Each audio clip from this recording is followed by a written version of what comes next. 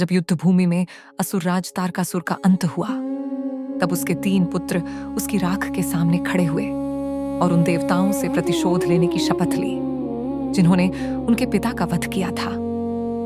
तीनों भाइयों को पता था कि देवताओं पर सीधा आक्रमण करना आत्महत्या के समान होगा, क्योंकि केवल बल हमेशा दिव्य नियमों के सामने हार जाता है। इसलिए उन्होंने अपनी रणनीति बदल दी। उन्होंने सदियों तक अत्यंत कठोर तपस्या की।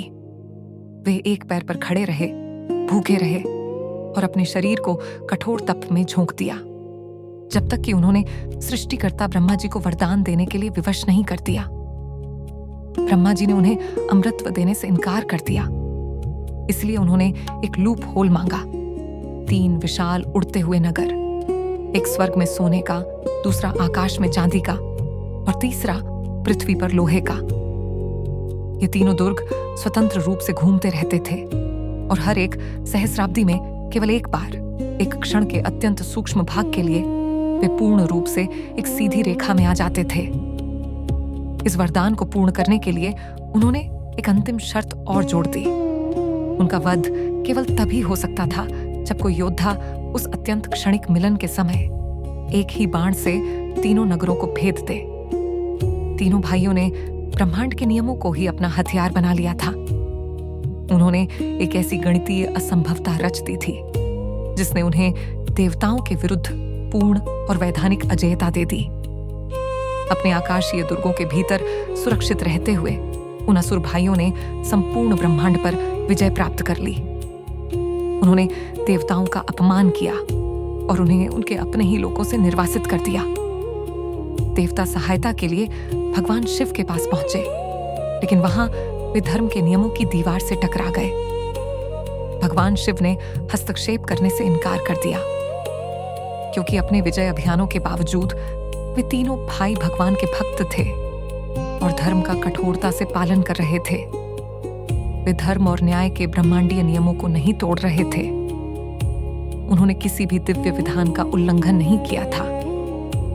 इस सुरक्षा को पार करने के लिए भगवान विष्णु ने एक मानसिक और आध्यात्मिक युद्ध की योजना बनाई। उन्होंने एक ऐसे प्रवक्ता को प्रकट किया जिसने असुरों के बीच एक झूठे नास्तिक मत का बीज बोया।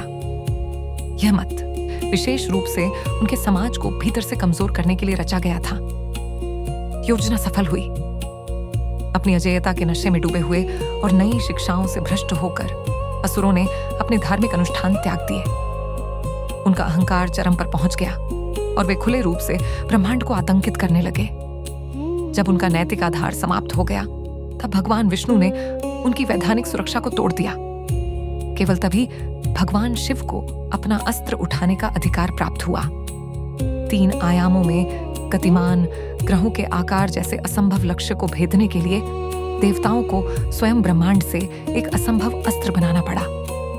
यह दिव्य रचना भगवान शिव के रथ के विराट स्वरूप को दिखाती है। पृथ्वी स्वयं उस रथ का आधार बनी जिसने उसे एक स्थिर मंच प्रदान किया। सूर्य और चंद्रमा उस रथ के विशाल आकाशीय पहिए बनाए गए। बाण छोड़ने की व्यवस्था के लिए ब्रह्मांड की धुरी माने जाने वाले मेरु पर्वत को उखाड़कर धनुष बनाया गया। उस अपार तनाव को संभालने के लिए विशाल ब्रह्मांडीय सर्प वासुकी को धनुष की प्रत्यंचा के रूप में तान दिया गया। अंतिम बाण के लिए भी समान दिव्य शक्ति की आवश्यकता थी। भगवान विष्णु स्वयं उस बाण का दंड बने और उसके अग्रभाग पर अग्निदेव को स्थापित किया गया, ताकि आघात के समय संपूर्ण शुद्धि सुनिश्चित हो सके।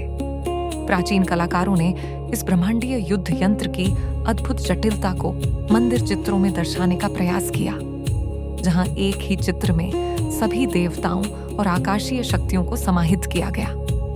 जब यह दिव्य अस्त्र तैयार हो गया, तब संपूर्ण देवमंडल लक्ष्य की ओर बढ़ा और सहस्र वर्षों की प्रतीक्षा के अंतिम क्षण का इंतजार करने लगा।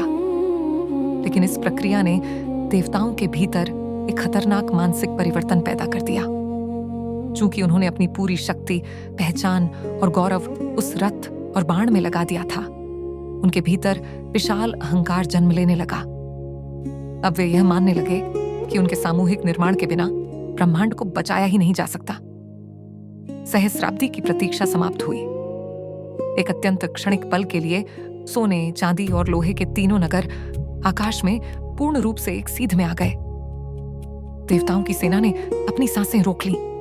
देवताओं का अभिमान और बढ़ गया। उन्हें पूर्ण विश्वास था कि भगवान शिव को इस असंभव लक्ष्य को भेदने के लिए उनके द्वारा बनाए गए इस संयुक्त दिव्य अस्त्र की आवश्यकता अवश्य पड़ेगी। लेकिन भगवान शिव ने उनके बढ़े हुए अहंकार को महसूस कर लिया। धनुष खींचने के बजाय उन्होंने ऊपर उन तीनों एकत्रित नगरों की ओर देखा और केवल मुस्कुरा दिए।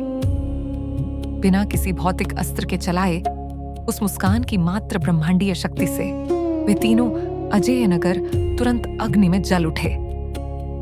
ब्रह्मांडीय नियमों का सम्मान करने के लिए भगवान शिव ने फिर भी उस जलते हुए अवशेषों पर बाण चलाया। उन्होंने अपने वाहन नंदी को भेजकर निर्दोष वास्तुकार मयासुर को सुरक्षित बाहर निकलवाया और अंत में मृत्युशैया पर पड़े उन असुर भाइयों को क्षमा प्रदान की। शैव परंपरा में सोने, चांदी और लोहे के ये तीन दुर्ग मनुष्य के कारण शरीर, सूक्ष्म शरीर और स्थूल शरीर का प्रतीक माने जाते हैं। इन तीनों का एक साथ विनाश त्रिपुर संहार के माध्यम से आत्मा की तीन मूल अशुद्धियों के नाश को दर्शाता है: अहंकार, कर्म और माया। यह कथा हमें दिखाती है कि हमारी भौतिक सुरक्षा चाहे कितनी भी अभेद्य क्यों न दिखाई दे और हमारा अहंकार चाहे कितना भी बड़ा क्यों ना हो जाए, ब्रह्मांडीय संतुलन हमेशा विनम्रता की मांग करता है और अंत में वह हमारे सबसे गहरे भ्रमों को भी राख में बदल देता है।